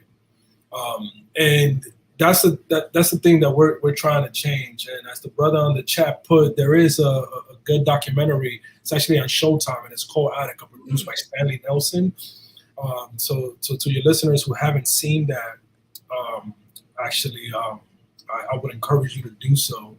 And to the sister, Nyree Turner, who posted a question on the chat, there's this organization called the Alliance of Families for Justice that's working on shutting down Attica. There's also Worth Rises that's run by Bianca Tylik that's trying to dismantle the carceral state. Also releasing aging people in prison. They're working on 2 bills currently. One is called the Fair and Timely Parole Act. That piece of legislation will change the fact that the parole board keeps on hitting people for the nature of the crime, and something that will never change, rather than looking at them for what they did while they was incarcerated and for their like the entirety of the person, rather than looking at them for just that one moment in their lives. And then there's another bill called the Elder Parole Bill, which will result in anybody who's incarcerated and has done 15 years and have reached the age of 55, that they get a hearing. Doesn't mean that they will be released, but they will get at least a hearing. And those two pieces. Osborne Association too. Excuse me? No, I just said the Osborne Association. Oh yeah, the Osborne Association is also a great organization that's doing good work. They go in prisons. They help a lot. They've got a lot of programs. Yeah. But you know, we as a community need to continue to build power, holding those elected officials accountable. And when we vote and we demand change, it happens. I know that, you know, most of our communities be like, I'm not even going through that. But that's actually the thing that could move the needle in ending the carceral state. So I encourage you know, if you're in New York City or in New York State, anywhere in the state, to call your representative, whether it's your assembly, men or women, or your state senator, and tell them that you want to see Attica Correctional Facility closed, and get engaged, because it's your tax dollars that are working to keep this system of oppression alive. And from, you know, the height of New York State incarceration, as Mikey B and Moshe were saying, we have more than 70,000 people incarcerated. Today is less than half. There's no reason why we should have all of these prisons open. Yeah, no, that's a great point. And to Mikey B's point, and then I'll touch on Alex's point. If you guys don't have anything to say, KK Sky. All right. Well, I remember an incident that happened. This was, you know, we know about Attica, but unless you go through it, you just hear about it. So it had to be about 2-3 o'clock in the morning, and you know, the officers were literally making rounds in B block. We were on 16 gallery at the time. The officers were literally walking 5-6 deep down the gallery. Now, you know, usually when the gates open up, you know, everybody's saying walking. But in this case, it was so late in the morning, it was kind of quiet. But we saw about 5 or 6 officers. Let me tell you, man, they had sheets over their heads, like the KKK. They had sheets over their head. And they was walking down the gallery with flashlights, and they was putting the flashlights in everybody's cell. Thankfully, I was up at the time, and one of the comrades witnessed it as well. I mean, a bunch of us mentioned it. I mean, a bunch of us witnessed it as well. But it was that moment of feeling like, yo, we're really in this place where they can essentially do whatever they want with you. They can make up a story, and somebody else put this in the chat that Clinton and Comstock are similar in nature. Let me tell you something. We always hear about Attica, and Attica is very repressive, very sadistic. But if you do not know about Great Meadow Correctional Facility, then it is one of the most underrated places of sadism in America. It is very underrated, very abusive, very intolerable. True. All right. It's another place that you have to be very careful of, because they will kill you and with impunity, and they will fabricate documents saying that you did something you did not do, and they will say you died in a certain way in which you did not die. Clinton is notorious for that as well. When I was in Clinton SHU in Unit 14, first of all, they accused me in Clinton of the same thing they do in Attica. And those of us that have been with our hands on the wall, we know, place your hands on the credit wall. Card swipe? Oh, no, I never went through a credit card swipe in my life. And I'm thankful for that. I'm not saying that because I'm this tough guy. I'm just so thankful that that never happened to me. Thank you. Thank you. Thank you, Allah, for not putting me in that situation.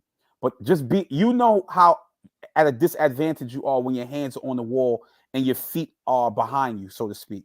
So I was accused of being in this vulnerable position this way and spinning off the wall to hit the officer.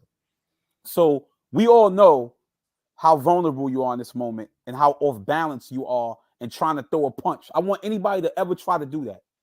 Put your hands on the wall, put your feet behind you, and when you get in that position, try to throw a punch like that. This is what they accused me of. So I noticed when I got to Unit 14 that a lot of black brothers that were coming up there, they were, I would, being accused of assaulting the staff. And I was like, yo, send me your paperwork. Let me see what your paperwork says. So I had an opportunity of reading a lot of individuals' work. And the similar storyline was echoed.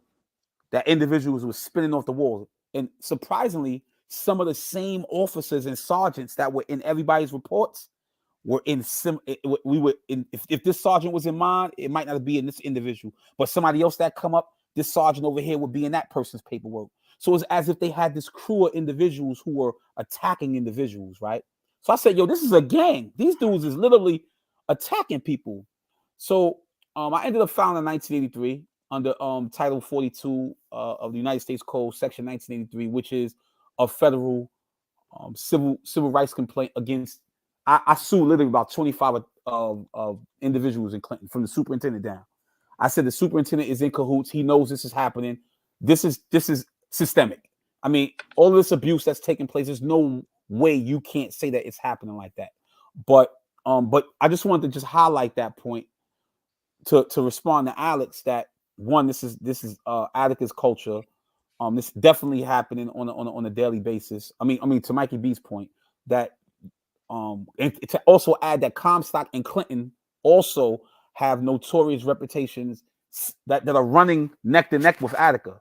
Facts. So just because we're not mentioning these prisons does not mean that these individuals do not have high percentages of assaults on staff, rape of prisoners from staff, suicide rates. In fact, there's a recent study that me and Mikey B have gotten our hands on, which shows that there's a high percentage of suicides in Comstock right now. And now I don't believe that everybody is killing themselves in Comstock. I just don't believe that. So we need to keep our eye on that prison as well. Shay, I was gonna say there's a piece that came out that the Nation just did on why Great Meadow is the worst prison in New York. So for sure, Attica needs to be closed because it's the sort of linchpin and it shaped this culture of violence. But Great Meadow and Clinton are equally as horrific. And I was in Clinton, and yeah, I mean, I don't have a shortage of stories. And I'm actually writing a piece about sexual assault in relation to the credit card swipe, which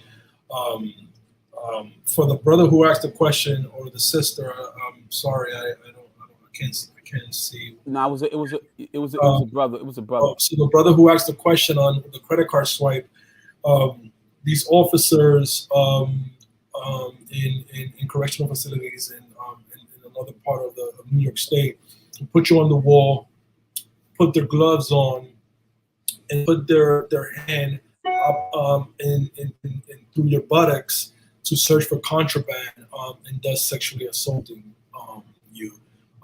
And you know, this that actually happened to me, unfortunately, and it's part actually of the conversation I was having around healing and the trauma that we need to do, because I was having a discussion with a sister. Her name is Asha Bandele, who wrote the book Prisoner's Wife. The Prisoner's Wife. Absolutely, great she's book. a good friend of mine, and she told me,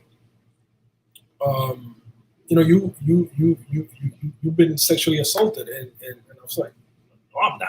I've never been. She's like, well, what did you have to do every time you came over to visit, or what did you have to do when you were strip searched, right? And we kind of never think about that. We don't see ourselves as part of, like, you know, not a sexual harassment movement, like the Me Too movement. But yo, like, real talk, a lot of the stuff that they were doing to us up north, it is sexual assault. And you know, I know we don't talk about that as men, especially black men, but yo, that trauma runs deeper than what we think. Yeah, let me, Moshe, to jump in real quick. So, like, yeah, go ahead, my brother. Just to follow up Alex's point, like, this is about power, right? Like, we have our individual lived experiences, and most of us can talk and attest to the fact of how powerless we felt and what sort of tools and resources we had available to us to fight back against the power being imposed upon us. We had our fists, we had the law library, the legal text, and then we had the support of our families and our companions. But for the most part, we was some paper, and it was just our flesh and our blood. But like, when we start talking about power at the level that we need to really create change, and I just really want to give a shout out to, like, you know, I'm where I'm at because of Alex, right? And he gives his testimonies to why he's where he's at because of others before him, right? And so we're part of a lineage of men and women who understand this power dynamic. But so it's really important, like, in a space like this, that power be raised up to be the quintessential aspect of this conversation. Why are we having it? Not just to tell our stories. We have to be having this conversation to understand and put in context what it means for us to be addressing the harms.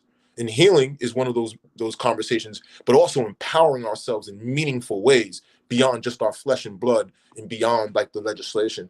And use a lot, you know, just when we think about that, we understand, like, this institutional power. And, you know, we've alluded to this situation of incarcerated women. You know, when we start talking about sexual assault, like, this institution of power is vested in the maintenance, the expansion, the preservation of its power, and it's been well resourced to do that, to have control over our bodies, control over the narrative about what they're doing with our bodies, and control over the right to do whatever it is that they ultimately want to do with our bodies, right? And the only way to get back at that is to really start building power in ways that translate in this capitalist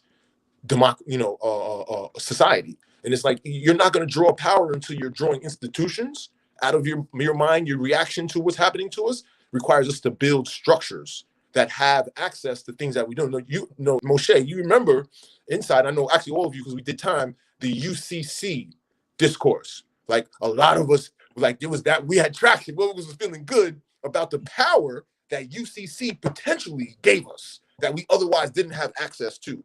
Now, any of us can contest this, but I certainly feel like there was a distortion, like every other thing behind prison walls, about what UCC really meant and how we actually could use it. But that's neither here nor there, because right now we're free.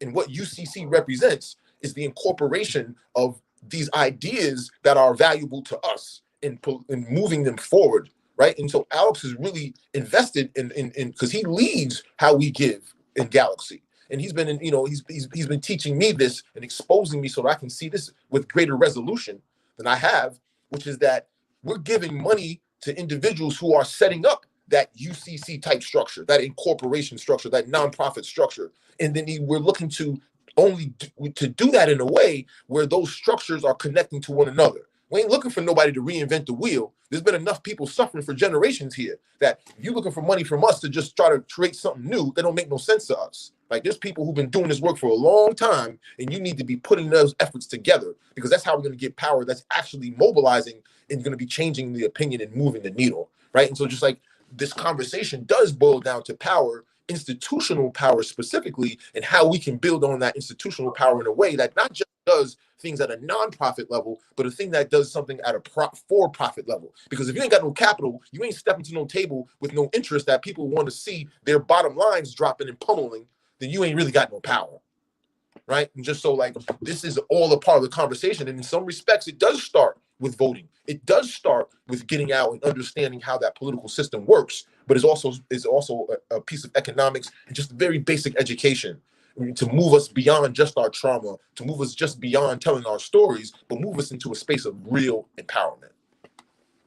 That's a great point, and thank you for that, Scott. And you're right. And we definitely need to understand the power that we possess as a people. We also need to understand the importance of that power construct, that relationship between us and those who perpetuate that relationship of that construct of power from a white supremacist perspective. But definitely, we do have a lot of it. And we do. Right. To just to put a finer point on that, right? Absolutely. Great point. I'm standing in the shoulders of other formerly incarcerated leaders who came before me, right? Not only in New York State, but across the country, right? Norris Henderson, who leads Voice of the Experienced in the state of Louisiana, was organizing people in Angola. He was going in the yard and telling people, yo, how many people you got on your phone? 10 people, right?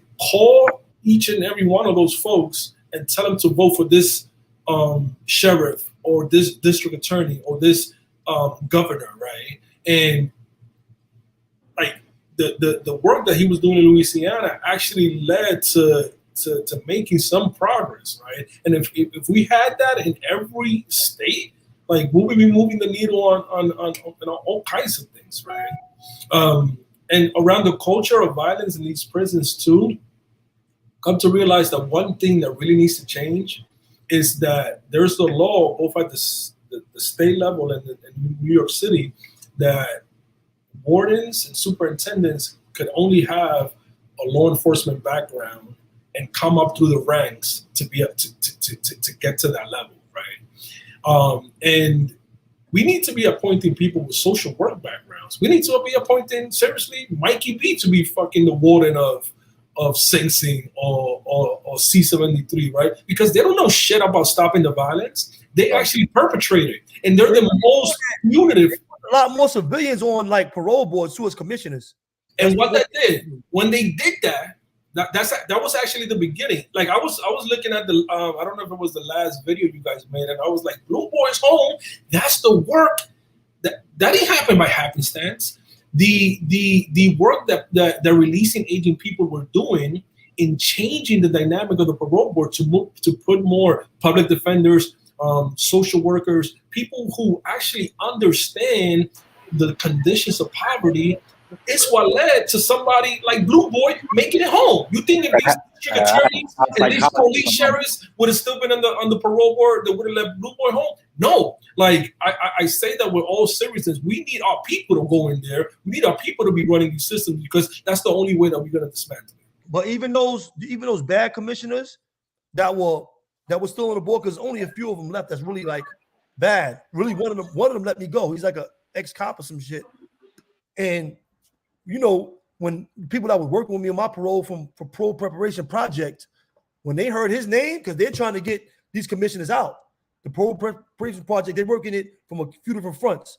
They're helping with, you know, all the legislation that Alex has spoken of earlier, and they also actually working with prisoners and volunteering time and coming up upstate to help guys with interview, to get their paperwork right, to get their parole package right, to help their interview skills and do everything else, contact family members and everything. But they working it from both angles. But those commissioners that are bad, they are really like under the microscope at this point, because they really have to analyze our lives, and if we have actually changed, they really have to consider us. At one time, they consider you. If you shot a cop, if you beat a cop up, if you had certain cases, you was getting hit for at least 10 times, 5 to 10 times at least. Easy. Yeah, Easy. they had it was a and if you did good in jail the whole time you was in prison, they said you was institutionalized. There's a class action lawsuit against them that actually put a lot of pressure on them. Two of them, one from the youth perspective when they was going at that, and the other one was just the arbitrary capricious behavior that people was just filing against individual ones, but they combined them and made it a class action. They actually I got pulled in on it too when I went to my board. I made my first board, thank Allah. But I had a child psychologist on there. They definitely have mental illness. It was a child psychologist on there, and some guys I was saying was like afraid to, like, oh, because she was really going into in depth on what she went through, family, community, and those particular traumas. I should tell them, that's what you want. You know what I'm saying? That's what you want, for someone to actually go through that and address it. That's what I'm saying, not avoid it, instead of them looking at things, just from a DA's perspective, or you know what I'm saying, or just a commissioner's perspective. Yeah. I was gonna say too, to jump in, right? There's like many tactics that kind of work in unison to sort of move the needle, right? One is litigation, as KK mentioned. One is the work, and shout out to the Parole Preparation Project, which I supported when I was in the Open Society Foundations. I'm moving to them. Send them to the Parole Preparation Project. They're out of Manhattan. The law office of Michelle L. Lewin. Contact them. Have your family contact them. That's an organization that actually we should be supporting even more. But it's like organizing, like voting bad, actors out of office, the litigation piece,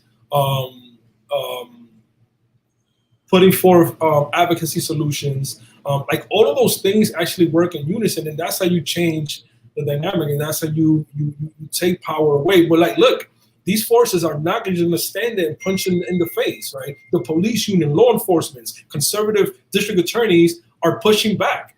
The law and order and tough on crime is rearing its head around refunding the police, right? And we know that these billions of dollars that is going to the police department is actually not keeping us safe. The Center for Police and Equity, one of the organizations that we support, put out this stat saying that police officers, on average across the country, make 2 felonies arrests a year, right? Most of the time, they're actually responding to stuff that we don't even need a police officer. We should send a mental health therapist. We should send another professional that's actually more equipped to be handling some of the stuff that they're getting calls for, right? And the Urban Health Lab, another organization that I will put on your radar out of Philadelphia, did a study that showed that when you fix up dilapidated lots, clean up the garbage in communities, create mural arts projects, plant more trees, essentially turning the broken window theory on its head rather than criminalizing the behavior, fix the broken window, that crime will go down significantly, right? But this is a thing that we haven't really concentrated on. We've been pumping money onto just being more punitive, incarcerating folks, rather than actually addressing the conditions, the blight, all of the stuff that actually produces crime, targeting individuals who are high risk. There's an organization in Richmond, California called Advanced Peace that they identify who are the main shooters in that community, and go to them and tell them, hey, I want you to work with us to help us end violence. And they pay them a stipend. And part of the program is sending them off to another part of the country. And what they found is that when you take a Crip and a Blood and you take them out of that community and you send them to a trip overseas, like to Tokyo, for example, is one of the places they send them, they realize, like, damn, I'm in this foreign land, and the person that I'm most connected to is the person that I actually wanted to harm. And they've actually did a study on that and realized that the crime has dropped, the homicide rate rather has dropped dramatically when you engage these folks, right? So like there are many public safety approaches that we could be taking that doesn't rely on the police and more incarceration in our community. But we've just been doing the same thing for over 50 years, and it has not produced safety. That's why we have one of the highest recidivism rates in the country. And if any business that will be putting out recall products that are being recalled, that 65% of this product that you bought, you have to return it, will be out of business a long time ago. But the Department of Corrections, for some reason, keeps on thriving. Listen, y'all tuned in to We Locked In. You know, we're literally on the downside of our time. We've been here chopping up about a number of issues. Like KK, mute your mic, KK. What's that? Oh, nah, mute your mic.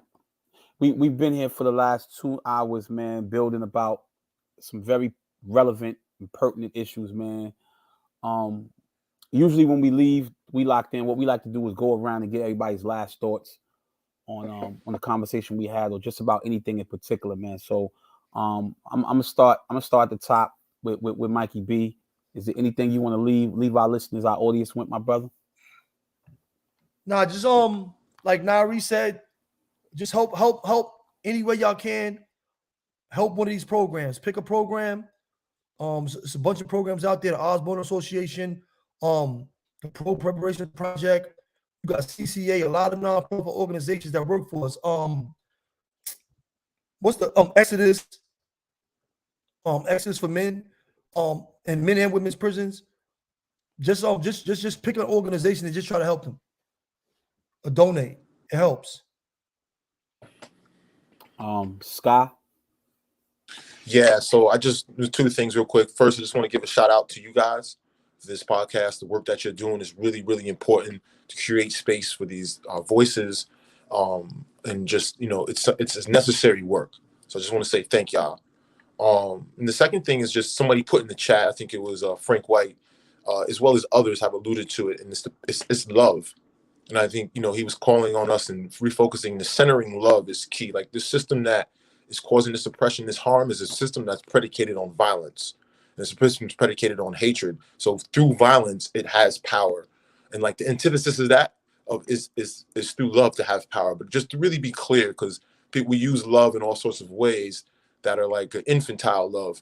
But this is really about compassion. And, you know, some of the solutions that are alternatives to prisons are solutions rooted in a deeper compassion, right? And the lens through which a lot of our lives, the lives of minorities and brown people, are understood through the lens of violence, right? And so in terms of taking back control of that narrative, we have to have control of a narrative that's more loving, that's full of compassion, so that some of the solutions that are designed by the other side to somehow manage our lives or correct our lives don't make sense. You know, and so I just wanted to say, like, refocusing love. Shout out to those who put that in the chat. That is central. I said thank you, Moshe, the brothers. Nah, thank you, my brother. Thank you for even coming, man. We fully appreciate you being here. KK, what's up, bro? You know, I'll be quick, man. This place over here getting crazy. More people coming in, but get involved, man. Like, seriously, when you were talking about the power aspect, I just kept thinking about, I just like getting it done, and I believe in our power right here, what we can do if we just put our heads together and work, and we can actually make a difference. So it starts with you. It's just like what we always say, find freedom in you. It starts with you. So hopefully, you know what I'm saying, we take this thing further.